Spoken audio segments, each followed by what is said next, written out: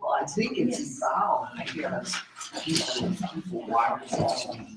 I think the original yoga was.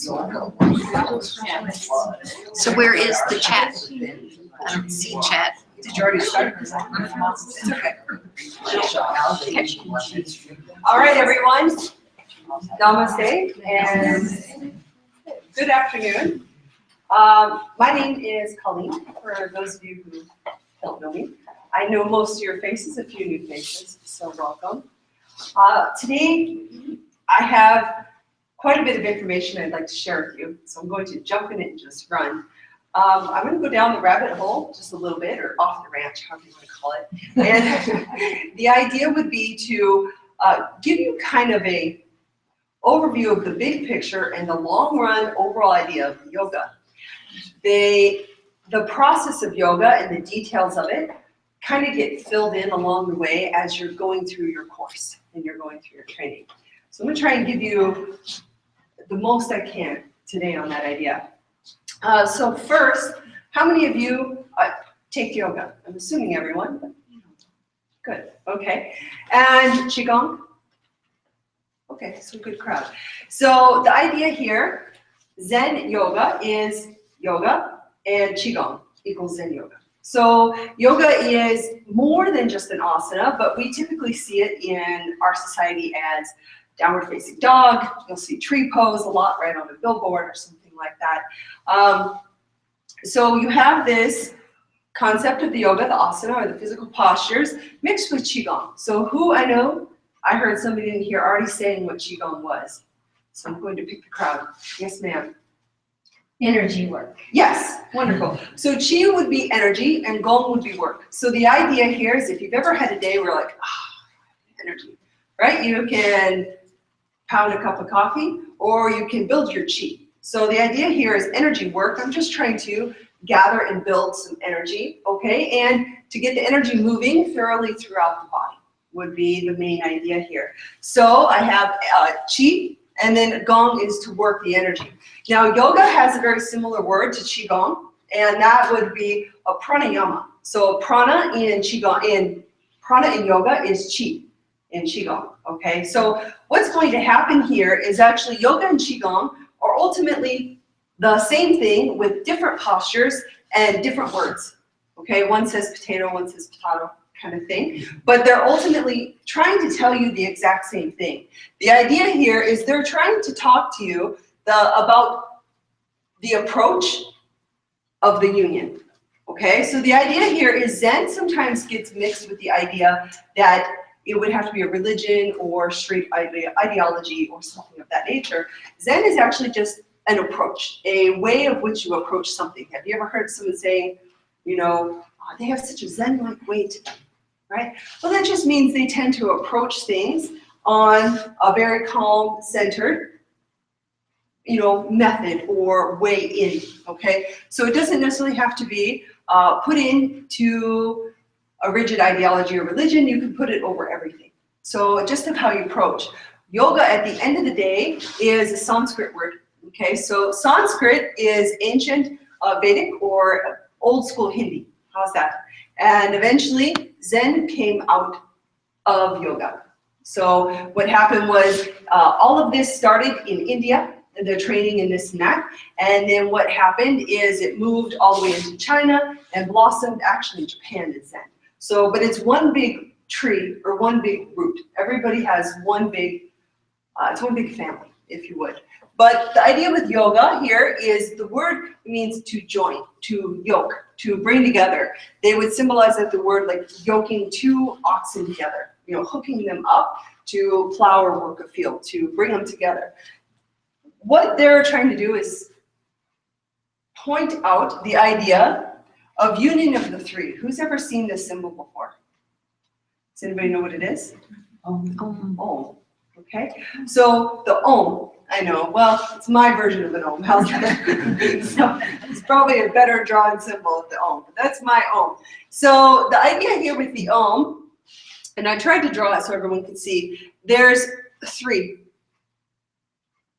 kind of circles or arches.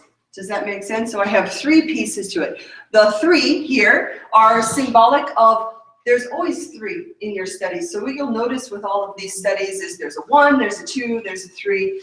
1 is the consciousness within, 2 is going to be the yin yang, I'm going to get into it, and 3 is your 3 levels of self, okay? Or the 3, the body, the energy, and the self. So who's ever heard of yoga being a mind-body practice, right? Okay, we typically in the West leave out the word energy because it's still bordering on woo-woo. It's not quite accepted, you know. I can get a little bit more latitude with it in the Qigong class because Qi means energy. So people assume you're going to talk about energy or get off the teaching platform, right? So, but that's the idea.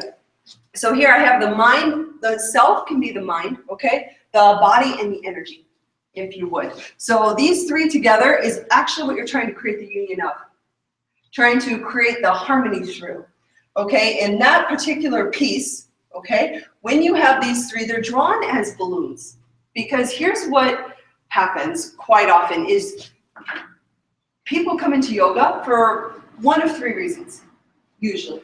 For their physical body, or for their spiritual self, or their I am. If you talk to some people, they're like, I'm a spiritual person, okay? And you hear that too. Or I just want to take good care of my physical body. And then not as many people come into it for the energy, some, but it's still, again, it's not as mainstream, if you would. So the idea here is they're actually 3 balloons, and they're tied together. So you have to elevate them all equally and fill them all equally with helium. So sometimes we have like a spiritual seeker, and they're like, I don't really want to deal with the body. I don't want to take care of my body. I'm here, I'm a spiritual quest. Well, the idea here is if the body isn't in good order, then it will hold it down like a weight, and the spiritual self can only rise as far. Same thing with the body. So you can be an athlete, a heavyweight trainer, you know, or anything like that nature, but that doesn't necessarily mean if you don't build your energy in yourself that that will come up. I know there was one gentleman who was a amazing athlete, and his name was Mike Shea, so I know this through somebody else, okay? And he really had trouble with the self, with the mind, but his body was in like pristine condition. So he didn't really necessarily deal with the mind. So the body and the self and everything can only elevate so far. So what we want to do with these 3 is make sure that they can all rise together. How about this? Let's put it in this type of analogy. When your body is painful or not feeling well, how is your spirit? Down. It's down and doesn't feel good. So that would be like a very prime, direct example of how if this balloon is not being managed, the body balloon, then it weighs down the rest. If that kind of makes sense. So we must manage the body as well. But the spiritual self is imperative too, because that's the place where we can find the peace. The body, very temporary. And how much has your body changed since you were this big? Right? Excuse me. So we have this idea of the impermanent body. So we must have that realization and that understanding, okay? But we need a strong body for a vehicle for that I am that resides within us, that you saw in the mirror when you were a child, in your eyes, that I am, and that you probably still see in the mirror today, if that makes any sense. So what I'm working here is trying to harmonize the 3, bring them into union, yoke or join or tie them together and elevate them, to bring them up through the practice of the yoga. This is done, does anybody know what this symbol is? A lotus. Does anybody know what it symbolizes? Consciousness. Consciousness, okay, and what else? Rebirth, why? Any ideas? So the lotus, it lives in mud, and every night it goes down into the mud and hides, and every morning it comes back up and opens and rebirths. So the idea of the lotus here is a rebirth or a transformation. Okay, the idea with the transformation and the movement of this. The lotus flower, so you'll see these three symbols pretty consistently. I'm going to come back to this one in just a moment because it's going to tie in. So I have the understanding of the three, harmonizing the three, and then working on the transformation. Well, what am I trying to transform? Anybody want to guess? Looks like it said earth, so it would be the form. Okay, so I am trying to transform the form. I'm also trying to transform the energy in the self. So the idea here, let's take an idea with your energy. Let's talk about that just for a moment, okay? So your daily energy levels and what you have.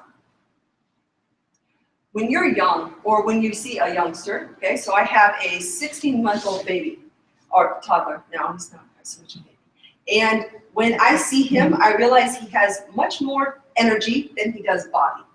And that it takes a whole community of energy to zap and take care of his energy, keep up with him, okay? So the idea here is you have this very youthful energy that we come in with.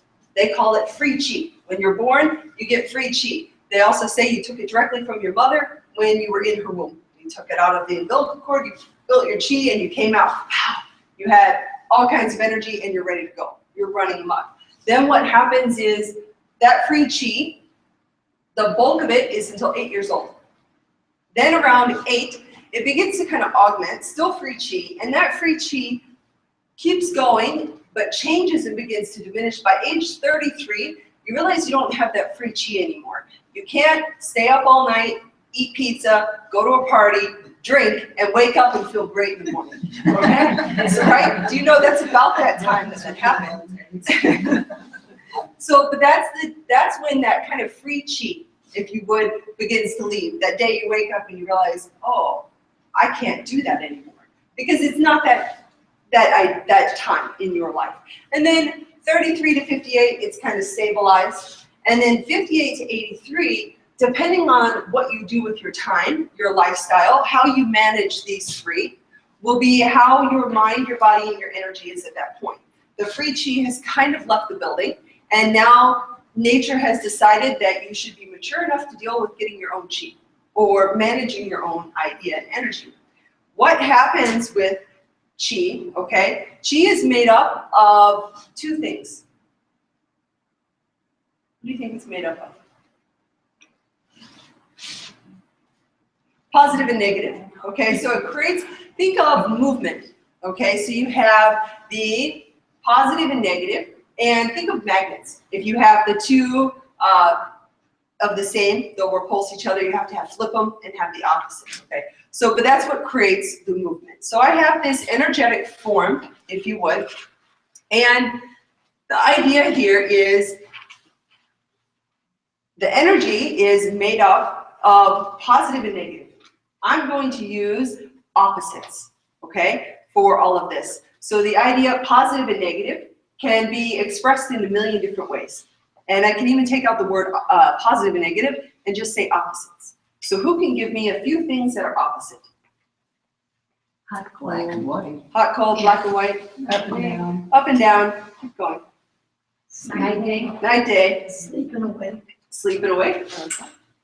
good, bad. Good, bad, okay? So here's one of the pieces of understanding is that we live in a world of opposites. So it's very hard if you look around to find something that doesn't have a polarity. You have sun and moon, you have in and out, right? You have up and down. We've already kind of talked about that. Here, the main basis of the transformation and the understanding is going to be built on that process called fire and water, or Kan and Li, okay? Now, again, what I'm trying to do to you, or give you today, is a big overview of the idea, because as you go through your training, these pieces will kind of come into line as far as, oh, this is why I'm doing this. This is why I'm holding this posture for this long. Oh, this posture is really hard. Oh, you know, things like that as you're going to go through your process. So the idea here, I want to talk about this particular piece. This is going to be the explanation of fire and water. We're going to be using a lot of symbols in speaking. Words can get very narrow, and they can mean one thing.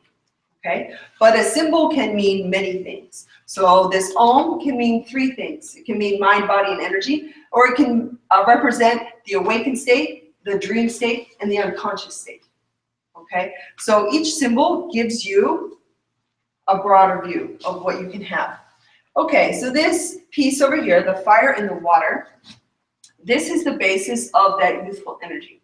So when you come in this world, when any child, when any person, when any baby is born in good order, they will have what's considered a water above. So who's ever seen a baby? They're drooling out the mouth. They have spouting. Even their eyes are always kind of moist. Everything's very, very moist. And then their bellies are warm. So as a caregiver, as a mother, as anything like that, understanding, if the baby's head gets hot and the belly gets cold, you tend to have a problem. So the idea here is I have to keep the head cool and the belly warm. As we age, this can be seen as the head beginning to dry out. The sinuses start to get dry. The mouth begins to dry, the eyes begin to dry, things like that. The cold begins to show up in digestion and sluggish digestion, elimination, things of that nature. So the idea of what I want to do here is there's this process. So it's an alchemy, if you would. So I'm looking to ultimately create an alchemy for transformation of the three, the mind, body, and the energy, through my approach. So I'm going to unify the three through an approach, understanding those three through this process and this alchemy. So first I have to know that that exists. And then I have to learn 108 ways in which that could exist. So I want to picture the head being cooled with water, okay, and the belly being warmed with fire. The idea here is nobody likes a hot head, okay? So the heat tends to rise up. When you're young, the belly is warm, okay, and the head is cool and wet, moist. As we age, we pass that free chi point at 33. What happens is this begins to flip. Instead of the head, the water being above, and the warm belly, well, the digestion starts to slow down. You can't eat that pizza anymore for a whole pizza at night and wake up feeling good, right? Because the heat and the fire in the digestion. So that begins to become sluggish and kind of slow down. And the heat begins to come up. The water, okay? The water begins to descend, that's that cool, and the heat begins to come up, the head begins to get hot. What are we going to do? The first thing we want to work on is this reversal, this flipping it. We're going to do it with specific breath work, pranayama and energy, bringing this water up and descending this heat down, okay? So some of you, I know there's a couple of you who would know this pretty well. So I have to understand that that's even part of the concept and the idea. The ultimate goal here is to bring them together.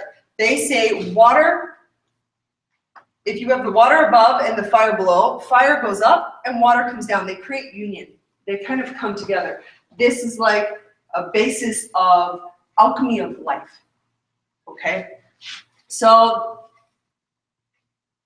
kind of an interesting idea with that. So I have the ultimate goal here of working with these two opposites. Okay, and my opposites are going to be expressed and understood from the very beginning. So I have an approach and bringing the union together through the laws of opposition. Okay, but the idea here too is this would be a yin yang. So the idea is I have the white above and the black below. Okay, and those are my two polarities.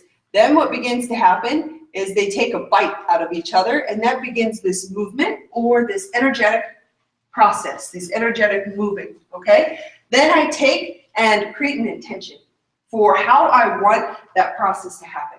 How do I want the physical body to be? How do I want the energetic self or the energy to be? And how do I want the self to be?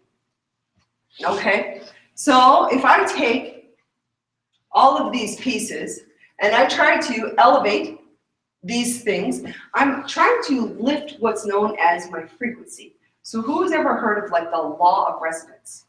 Law of frequency, okay? So the idea here that I'm trying to bring these up on all three levels. If I lift one, it'll help the others, but if I lift all three, they'll come up. My ultimate goal here is to bring up the frequency of self, bring up the frequency of body and energy. So energy is just simply a frequency, if you would. So that light, the reason why we see the different colors is red moves at one frequency or wavelength, right? Yellow moves at a different one, blue moves at a different one. So they all move at a different frequency.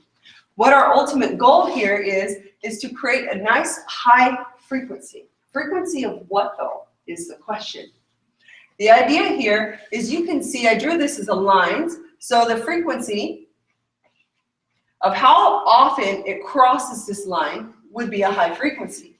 This line we want to look at as the path, the approach, the way. They'll call it the Tao, okay? Or the Golden Mean, or the middle road, or you'll use path to enlightenment if you want to go down that road. But there's this line here, and this line is when you, how about this? Aha. There's a few times in life where you kind of get an aha moment, like a special moment where you realize, aha, life is bigger than just my body. Aha, life is bigger than just this emotional state. It's a moment of clarity. It's a moment of Zen. It's a moment of stillness. It's a moment of peace. It's a moment of no sound, no thought. There's just, and it kind of stops. You'll hear often people, usually you can get them like a moment, an aha, a clear moment of Zen, of Satori, of no mind, no thinking. And you can get that, they'll get it often through trauma. So maybe if you've ever been in a car accident, and at that moment, while you're going in the car, whatever's happening, everything tends to go slow. It's like the world slows down. Everything's in slow motion, and everything becomes very slow. So that would be like a free kind of traumatic moment, if you would. We're not really looking to go for that moment from a space of trauma. We'd like to go there from a space of Zen, okay? And the idea here is to clear that mind so you can more frequently reside in the present moment, okay, in the Tao, in a space of Zen. So this could be seen, of course, on a mind level. So the mind, a very active piece of us, usually, or maybe just my mind, okay? So usually what happens is the mind, the monkey mind, goes and goes and goes and chats and chats and chats, and it loops. Even now, as I'm speaking, there's a good chance you have internal dialogue. Oh, maybe I'll get a coffee after this. Oh, what's happening? Whatever's happening inside the head. But the idea of actually being here without that mind is hard. And that would be one of the pieces of understanding the self. There's a couple ideas with the self. There's the true I am, and then there's the scattered mind that runs consistently and loops turbidity and thinking. So the idea is, can I use skillful means to approach one of those, a still mind, or an ability to calm or still the mind? Okay? I'd like to give you just a moment glimpse of that. One of the best ways and the quickest ways to do it is with your breath work. So let's come to the edge of our seat. I'll stand.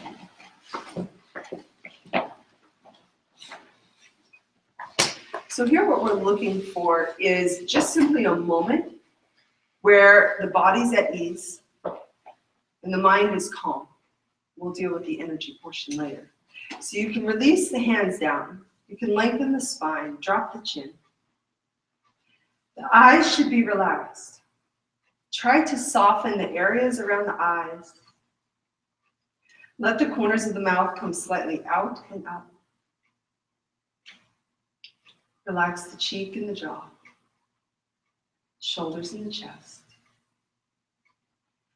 Take the tip of the tongue and park it on the roof of the mouth, just behind the upper teeth. Now here, through the nose, Take a couple of deep breaths in and out.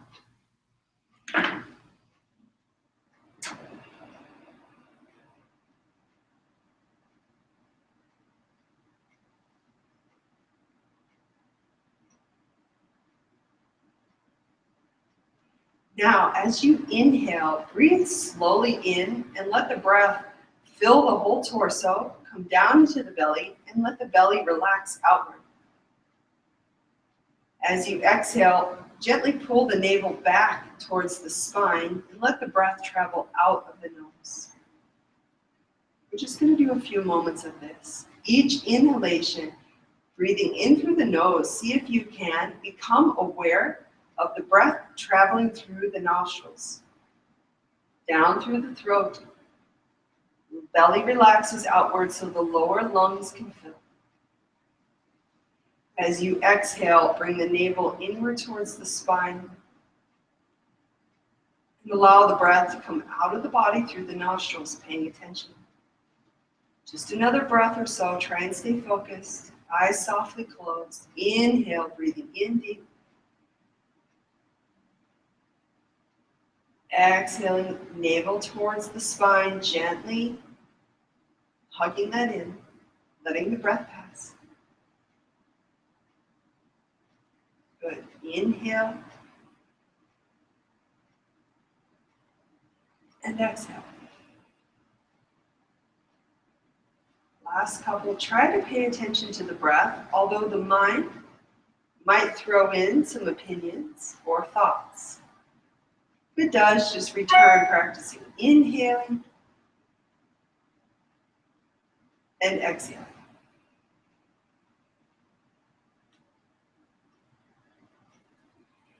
Here the mind gets active, so what we're going to do is we're going to take and just kind of wash the mind a little bit with the idea of this water coming up like a waterfall and let it splash down. So as you inhale, picture cool water kind of coming up the back of the head, over the forehead, and exhale, allow the water to rinse down, past the heart, and calm the head, calm the heart, and settle down.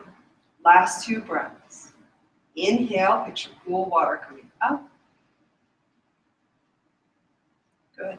Exhale, let it splash and clear the mind. Last one. Long inhale, make it slow. And exhale, make it slow.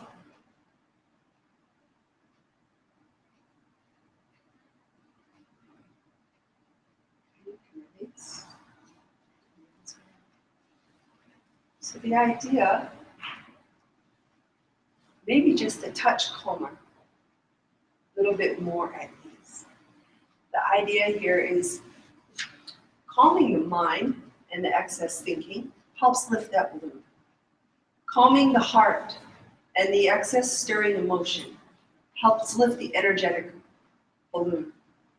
Bringing and settling all of that down gives the body, okay, so even just the breath work pumps and moves the body. Okay, it creates movement in the internal organs. So again, it lifts that balloon. So I have this idea here of really working all three levels. Clearing the mind, clearing the energy, and working the physical body. A very basic approach. So it doesn't have to be a radical idea or a big approach.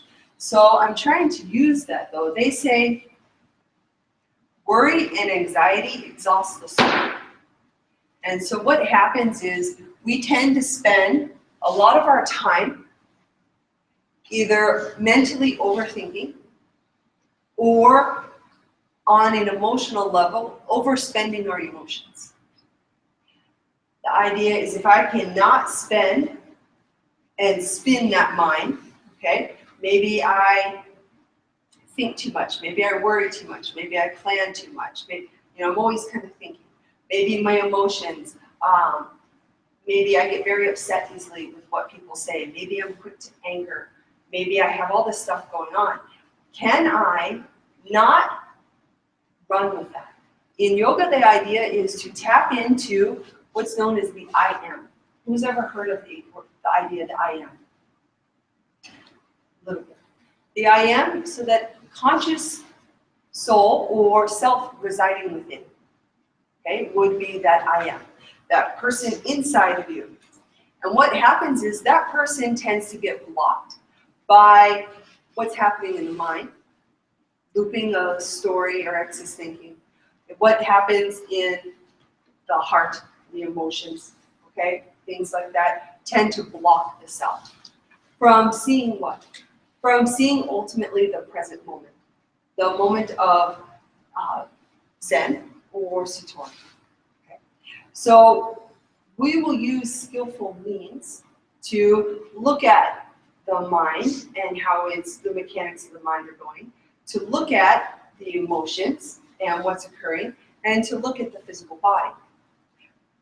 Yoga uses the fire and the water combination to bring that back. Now, I like to check in because sometimes I can go too far off and then it doesn't make any sense. So I'm curious, before I keep going, I want to go into one more idea over here. And I'm curious, I'd like maybe one or two people to tell me what they've heard so far. And then I'll know how far off the mark I am. Does anybody have? Well, I think that everything that you're saying points to why everybody's here in a pretty good, eloquent way, and I don't know if I could do the same, but it's coming to an understanding, for me, what I'm hearing from you, everybody's perception of what yoga is. Okay. And so, a lot of people are here just to work on your body, or what do you say, just your mind, or what have you, and then melding it with the idea of what Zen Yoga is. So you introduced the 5 elements, and you started pointing to the wood and the metal, and I'm assuming you're going there next. I am going. Okay, so she kind of brought in the idea. So, and Cindy has been training for a while, so that was easy for her to kind of pull everything together. Thank you. So the idea here is giving you a framework so that you'll know kind of what you learned through the process and everything that's happening. The 5 elements, there's this concept that we have, yin-yang, okay, opposite, and form. Everything that you are existing in is a level of form, okay?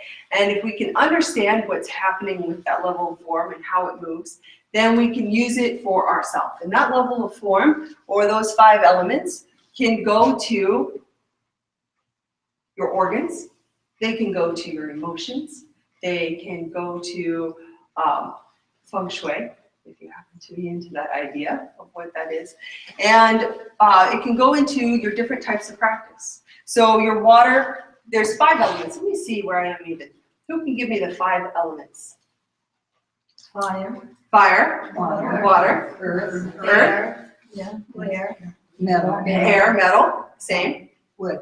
Wood, very good. So what you'll have here is you'll have in Qigong and in yoga, they have, you'll use air and ether in the yoga format. You might have heard that. And then in Qigong, they'll use metal and wood. But ultimately, metal and air are the same. Okay, so think metal would be like a periodic table of elements. Okay, and oxygen would be one of the ones on there. So that would be metal. Ether would belong to wood. And here in the idea with the Qigong is wood belongs to anything that which is animated. So a human being is animated, a rabbit is animated, a flower is animated, it can turn towards the sun. Okay, so ether and wood. So we have those same. So we have these 5 elements. Just know you'll hear both of them. And you kind of go through that. Okay, now those particular 5 elements can be overlaid. Let's look at just your yoga practice. So forward bends, right? Reaching over, pressing the earth. Forward bends belong to water element. So you'd need a specific amount of water element postures. Heart openers, so cobra pose, anything that opens the heart, back bend, wheel pose, anything that opens that Fire element, it opens the heart, creates fire. Who's done either of these postures? Who's done like a forward bend? Anything of that nature? And who's done like a cobra? Okay. Can you think back, and when you did your cobra, can you remember any sensation of warmth that comes up? It'd be easier if I had to do it now, but I didn't have to dress for practice. So, but the idea, so you can remember the heat coming up in a cobra pose. And emotion. Yes, the emotion that comes up. And usually, so what happens, and that's a great point. So within your yoga practice, your postures often point out your emotional state. And that's kind of where these three tend to tie in. A great way to get to know yourself is to hold a posture. It'll tell you what's happening inside you, what emotions coming up, how much resistance you have to doing the posture.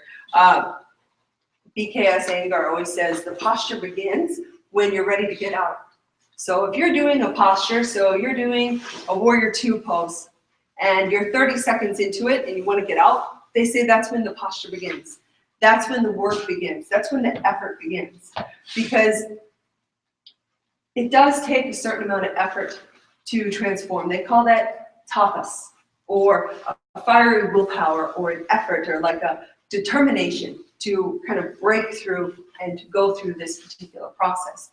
And if you can know what's happening, so you're in a cobra pose, and let's say you're in just a standard class somewhere, and you're in a cobra pose and you do this posture, all this emotion comes up. You may not know why, or what to deal with it, or how to go through it, anything of that nature. You'll just know you kind of had that rush. Now either way, you're probably going to process it. But it's hard in a regular standard class to take the time and explain what's happening. So that's the trapped fire that's going on, and what happens is it's going to illuminate and bring up those emotions. So the idea would be, can we take the time outside of just a physical asana class to practice and understand and to learn what's happening? Why is there an emotional feeling that comes up with that pose? Now a forward bend. Who's child's pose? Anyone? Child's pose. Child's pose, typically a very calming pose. Okay, very soothing. We do that to kind of come in and to bring down. It's a forward bend, it's a watery pose. So I have this illuminating fire cobra pose, and then I have this opposite cooling child's pose to calm the self, bring the self within. So if I understand what's happening, let's say you're getting up on a Sunday morning and you're going to go do a lecture in front of a whole bunch of people, okay? And you're like, oh my gosh, I hope I get to know what I'm going to talk about. So you're already feeling this emotion. So what do? More postures that create? No, you get down on the floor and you do your child's pose. And you figure out how to calm down, find your center, and rebalance yourself before you stand in front and try to explain something. Okay? Or maybe it's the other way around. Okay? Maybe your toddler was up all night, so you were tired and you had no energy. So you're probably not going to get down and do a calming pose. Instead, you're going to get up and do a flow sequence. You're going to get up and move the body. You're going to get up and stir the energy. So a lot of this teaches us how to coexist with our daily life.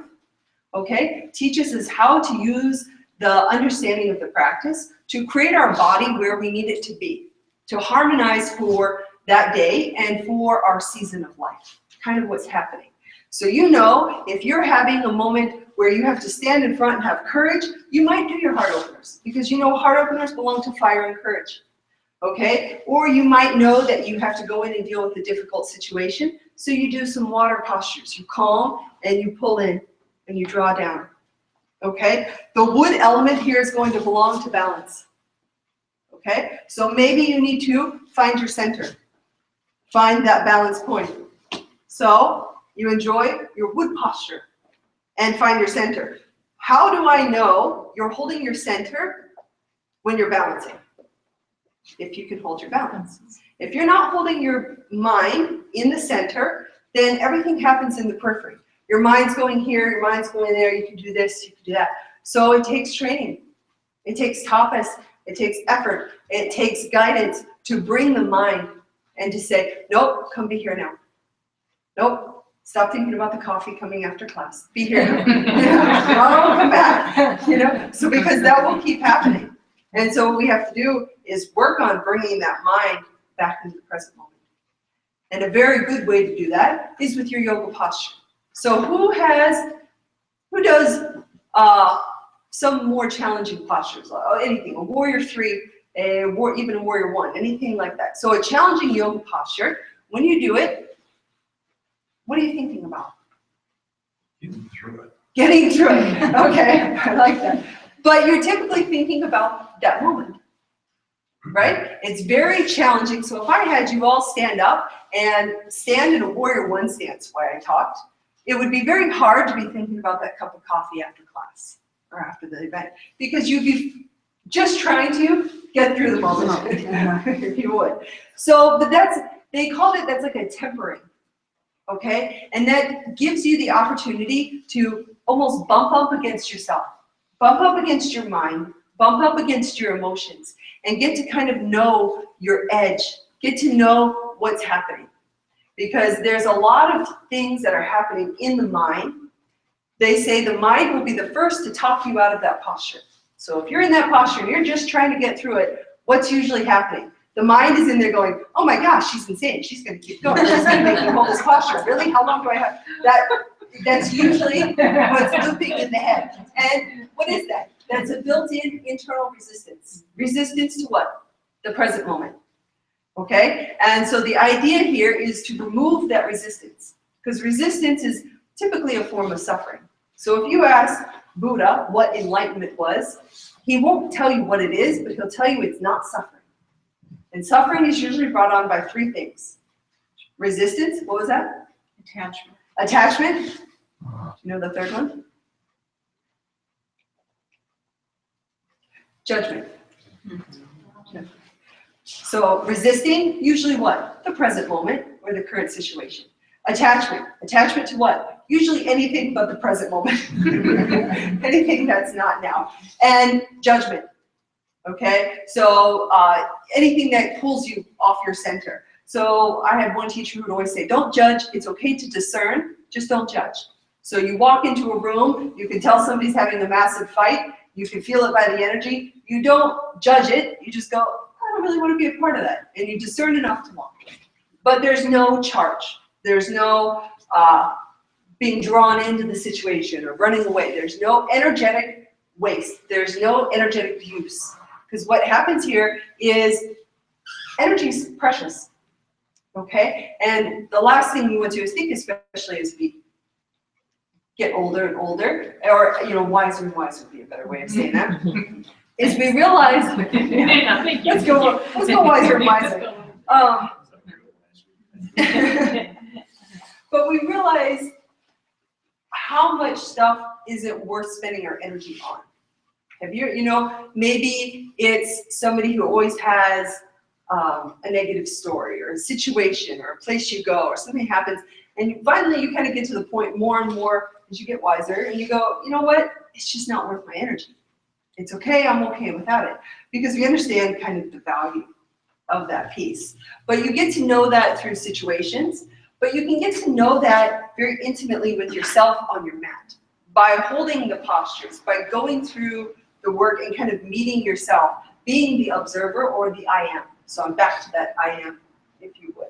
That I am is that which watches. So we can know in yoga we're not our body, we're not our mind, right? We are that which sees the mind happen or the thoughts happen. We're that which feels the body move around and drives it, okay? So our body's the car, right?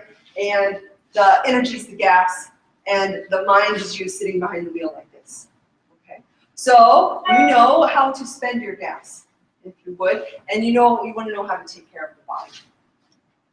Going through your postures allows you to see what kind of happens, and allows you, if you know the information, okay, I need to be more courageous, I'm going to open up that heart space. Oh, I really need to go in and calm myself, I'm going to do a watery pose. Okay, I'm too scattered. If you're scattered, you won't be able to balance. So if you want to balance, you have to keep the mind from all of these places bouncing around. Because what happens is if the mind is scattered, your center of gravity is high. And everything is up here, going tick, tick, tick, tick, tick, tick. All your thoughts. No? You got to bring the mind down to the core of the cells. Drop your center of gravity, hold your balance. Then you can be in your center. So a great way is if you're having a scattered time, if everything's everywhere, you can never find your car keys, things like this, those are symbolic of always kind of going out with your energy. So you want to bring it into the balance, into the idea. Okay, so these are just a few examples of how you want to do that. Just by the way, I won't take you all the way through it because I only have a couple minutes. Earth, okay, is going to be anything that's going to draw you into your core self and deal with your hips. Really opening and dealing with the hips, right? Because I have the fire is for the heart opening. Does that make sense? The water is the cooling. Why? It's that water coming down the back that we just did in our breathing, our breath work. We inhaled, brought the water up. But when I bend over, the water naturally kind of comes down. I'm trying to re-nourish the mind. I'm trying to re-moisten the head and just kind of clear everything. The balancing the wood, bringing everything from a scattered periphery back into the middle, drawing it in. Okay, and then the earth would be dealing with anything core and hips. Usually too, we keep some lovely family stuff stored in the hips. So we want to really work on those hip openers, trying to clear out all of this stuff in the past that might be kind of sitting on us and dampening our energy, weighing on our mind, things like that, that kind of bring those balloons down, if you would. And then the metal is going to belong to basically any of your cutting postures. So your warrior twos, your warrior ones, things like that. So very focus, holding, and going into, not that you don't hold the focus on all your postures, I understand. But that would be kind of what you're doing with those. And if you can work with those particular 5 elements and incorporate them into your day or to what you need, that would be one approach for creating a balanced union of the 3, okay? And that could be just working through the physical level. There's more on the board that I was able to get to, but you can balance the self with more than just your asana practice. In yoga, they talk about the 8 limbs of yoga. Anybody heard of 8 limbs of yoga by chance? Okay, so this would be the basis. But it's yama, niyama, asana, pranayama, pratyahara, dharana, dhyana, and samadhi. So asana, if you show up for a physical asana class, which is what you're doing when you're doing your downward dog, you're doing your child's pose, wonderful. But that's like 1/8 of your yoga practice. So if you understand asana, you understand 1/8 of the totality of the ultimate goal or tree understanding of the whole yoga lineage or philosophy. So the asana practice, when you show up for your practice, is simply the one thing. What we want to do, and a big reason why I opened this up today, or we opened it up as a group, is to express the other 7/8 of your training that's available to you, okay? And that's through the studies of the rest of these. And let me give you a quick idea of what they are so you kind of know what's happening. Yama. You have yamas and niyamas. Yamas and niyamas are basically, at the end of the day, what to do and what not to do, okay? So it's how to deal with internally, how to behave, kind of moral ways of self, if you would, okay? And there are things like ahimsa, non-violence, non-stealing, non-hoarding. So you have the namas and the niyamas, how to behave in society and how to deal with the internal self to create a harmonized place and without creating, what they say, excess turbidity, if you would. So you have the namas and the niyamas. The asana, I believe most people in this room are already doing asana or physical postures of some sort. Okay, so that would be that. The pranayama, that is going to be your breath work. Prana, like we talked about at the very beginning, is the same as chi or energy. So prana and yama is going to be work.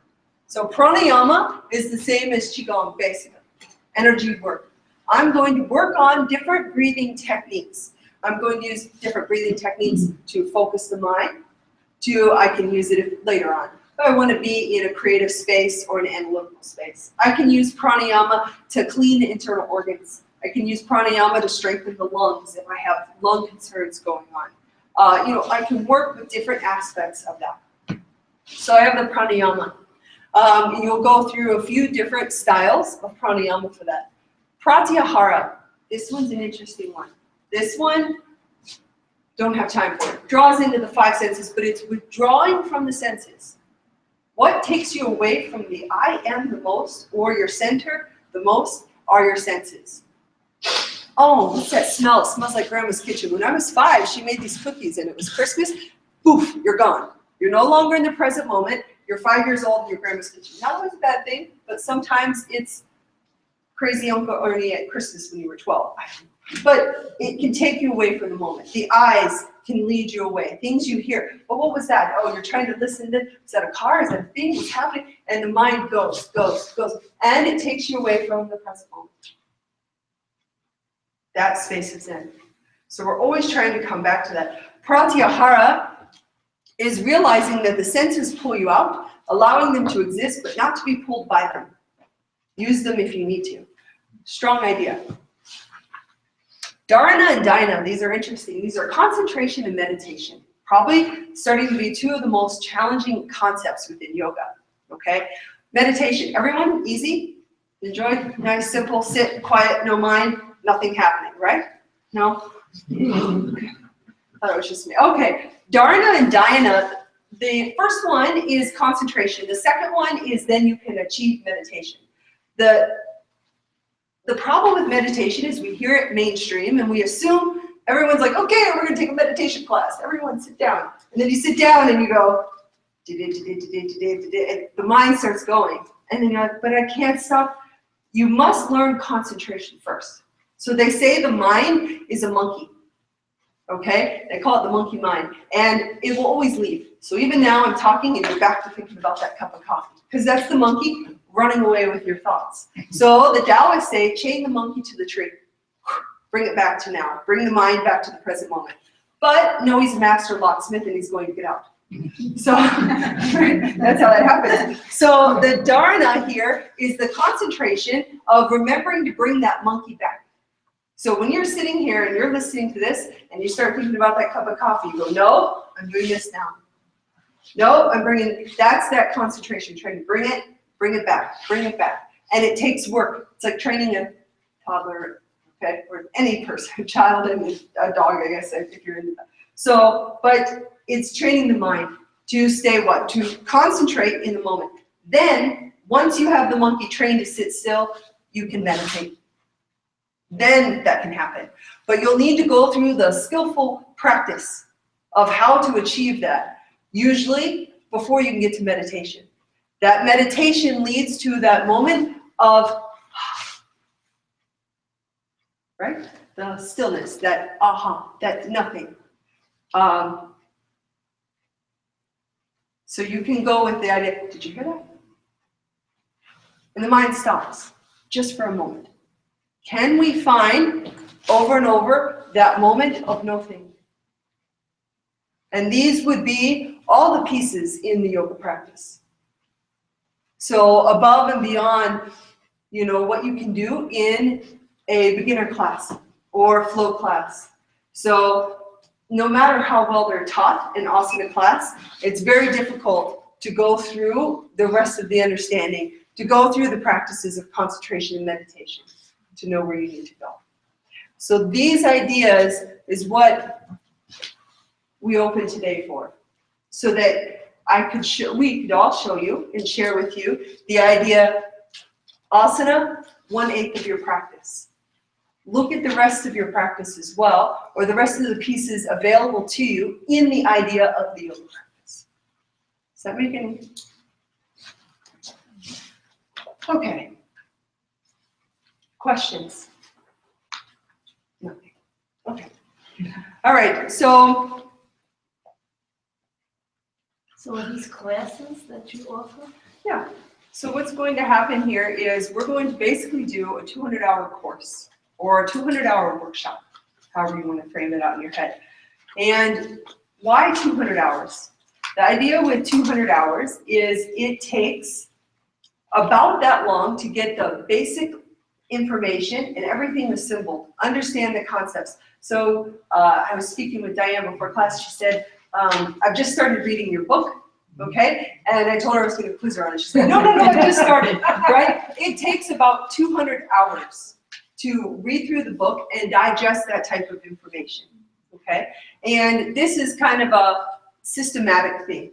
So what it'll be is a year-long program, and it meets once a week with an array of support. So weekly lectures, they're all sent out through online, Facebook, all different types of things. But in here, in the school, you're going to go through the whole idea. Do you have, that's an older one, that's okay. So you're going to, there's a course book here, a Zen Yoga book, and you'll go through the whole book from start to finish, which will cover all of this, including the stuff I didn't get to, which I wanted to, but that's okay. And how to assimilate this into your life. How to really understand, okay, great, I need to pull up some courage, I'm going to do some heart openers. I need to calm myself because I'm feeling anxious. I'm going to work on an array of water postures. All the way through understanding the other 7/8 of your practice, okay? So it goes Monday night, 6:30? 6:30 to 8. 6:30 to 8, every week, okay? And you'll go through, there'll be 2 one-day intensives, okay? We'll go through that as well. Am I missing something? An event. And another achievement weekend. And so you'll go through the whole event, okay? And comes with all your materials, your book, you'll study everything. And what am I missing? I thought I'm missing something. So you get the book, the logbook, all your things. You'll go through the course. And then it's within that year, so I can give you pricing too, if you're interested in that. So the 1 year, there's 3 ways to go through it. Do you want me to cut this off? That'd be great. Does everyone have all their notes? Because I think you were gonna